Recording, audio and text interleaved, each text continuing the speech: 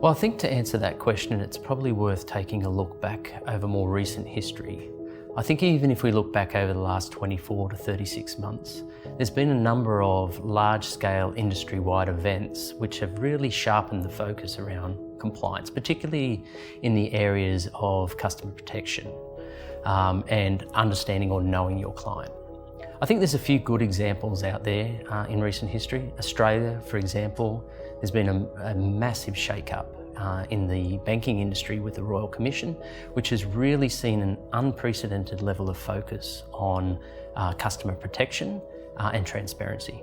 I think if we look across at Malaysia, although old news now with the 1MDB scandal, it is giving banks pause to think about how do they critically analyse transactions, and this is around transaction monitoring, and really look into those issues and looking at compliance mechanisms to think about how do they mitigate this from happening in the future.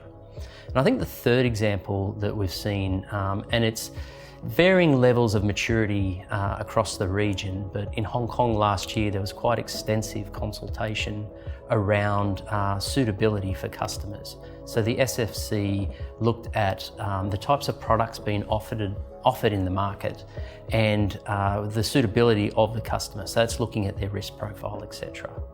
So I think what this tells us, well, it really emphasises the importance of the customer onboarding journey, as it is really a critical first step that a financial institution interacts with a customer or a client.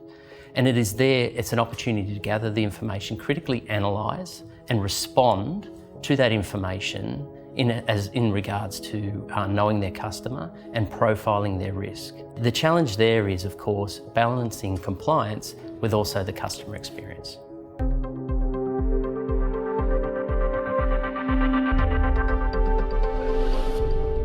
One area we're seeing a lot of activity is around digital customer onboarding. And this is across the industry, be it banking, asset management, brokerage or custody. Financial institutions are looking at ways to improve the customer onboarding experience and at the same time gaining some efficiencies.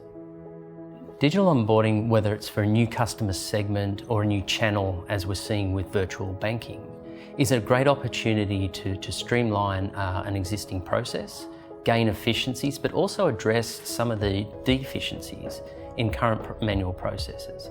I think the other thing is it's giving financial institutions an opportunity to look forward, acknowledging that compliance is only set to increase.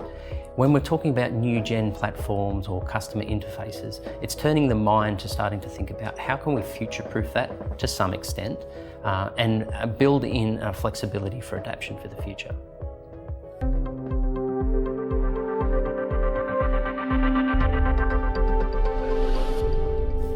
So one of the business drivers for digital onboarding is offering access to foreign financial markets for customers, improving returns offshore, so to speak. But anytime someone enters into a new market, it can bring new compliance obligations.